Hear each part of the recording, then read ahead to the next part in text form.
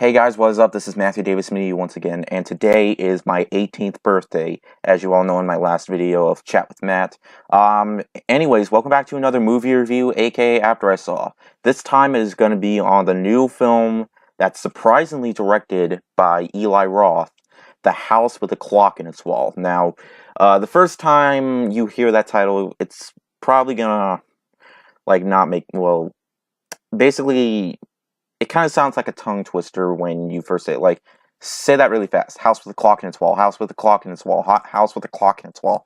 Like, really, it is a pretty long title, but not a bad one. But anyways, The House with a Clock in Its Wall is basically about this kid named Lewis who moves in with his uncle Jonathan after his parents died in a car crash. And what happens is he discovers that his uncle is a warlock, and he wants to become a warlock as well.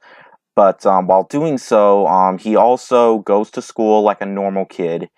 He wears goggles on his head, not usually, sometimes over his eyes, but when he's in school, he doesn't. And yeah, he does get bullied in school. But anyways, when he lives with his uncle, he discovers secrets about what happened in the house. He figures out that someone died in there, and he accidentally unleashes him, basically awakening him. And now the guy that died in the house, is basically going after them and the house. Now, going in, I was both looking forward to it, but then again, it's directed by Eli Roth, and I think he's an okay director. I hated Death Wish. I did not, like, really. I mean, there was a little bit of scenes that I thought were okay, but for the most part, that movie was just, I thought it was boring, basically. Luckily, surprisingly, this movie wasn't too bad. I was mainly expecting this to be a fun film, and it was actually more entertaining than I thought it would be. It's a family. What's really surprising is that when I first saw that Eli Roth directed this movie, I was like, "Oh my, he's taking on the family friendly genre." Except when you watch this, it's rated PG, but it's in the middle of a PG-13 rating. I mean, they get away with a lot of dark stuff. Like, oh my god, like it is creepier than 2015's Goosebumps. And what else? Monster House and Coraline. Well, I guess it's in the middle of Coraline, but really, the movie should have been straight up PG-13. But you know what? PG is good because they do get away. Well, not really big stuff. Mainly, there's a lot of creepy imagery. I felt like, when I was watching it, I kind of forgot that I was watching a film made for I would say kids, but honestly, this movie is more for the kids that are in the line of 10 to 12 years old, and especially if you see it in IMAX, because when I went to go see this movie in IMAX, there was a 3D showing in the beginning for Michael Jackson's Thriller from the 1980s. And that was the only aspect that was in 3D. The rest of the movie was just 2D, which was kind of disappointing. But that doesn't change anything with the movie. It's still really enjoyable. It's not a perfect movie. Like, I do have some flaws with it. Basically, what happens is when they unleash the bad guy, they use a book that there's going to be some light spoilers. They use a book that uh, unleashes the bad guy, or the guy that was dead. So basically, we've seen that like so many times, like in Evil Dead, and I think Paranorman, but no, not Paranorman. And there was this one character that I did not like at all. I thought I was just like, why is he doing this? Like, really? And that's basically the kid that was supposed to be the main kid's friend in the movie, but then okay, so here's what happens, okay?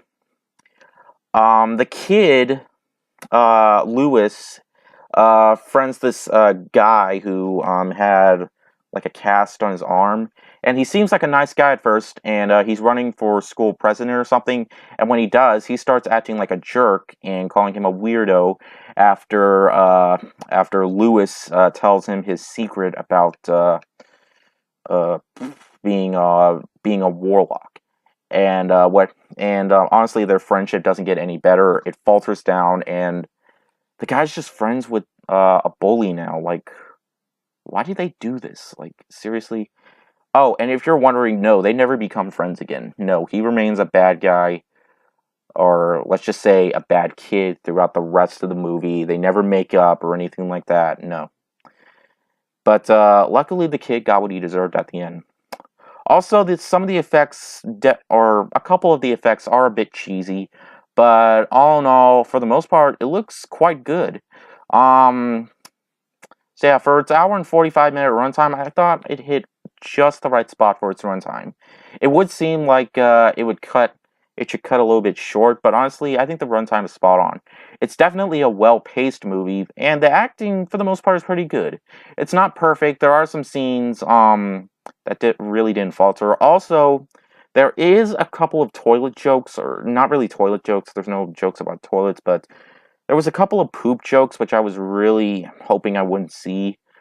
But they didn't bother me as much as some other films because, well, I'm obviously spoiling too much, so I don't want to get into any more. Overall, A House with a Clock in Its Wall definitely has its flaws, but for the most part, I was expecting an entertaining, kind of scary, tense, kid-friendly, horror-ish film. And that's exactly what I got. And I can say this is probably the best film Eli Roth has made since, I don't know, the first Cabin Fever movie. And all in all, I had a good time. So, I'm going to give A House with a Clock in Its Wall a 3.5 out of 5. So yeah, it's definitely worth checking out. But like I said, this movie has some pretty tense imagery, so I will have to warn you about that. But I still recommend the movie overall. So yeah, thank you guys so much for watching. Either like, I'm not sure. Tomorrow I have a new video out. Because I'm going to well, first I'm going to Oregon for my aunt's wedding. Then we're going to go to California, and I'm going to be having a video, hopefully a video each day of the week, so I can show you guys basically what I'll be doing there. Because this is a trip that I want to experience for the rest of my life, like that I want to have in my life, that I want to remember for the rest of my life. And I want to experience it from home video, and I want to show it to you guys this week. So yeah, thank you guys so much for watching. Hopefully, I'll also have another video maybe tonight. Hopefully, I might show off some of my birthday presents. I'm not going to get a whole lot, but it's going to be like a couple that I might show in the next video. But anyways, thank you guys so much for watching, and I will see you guys later. Word out.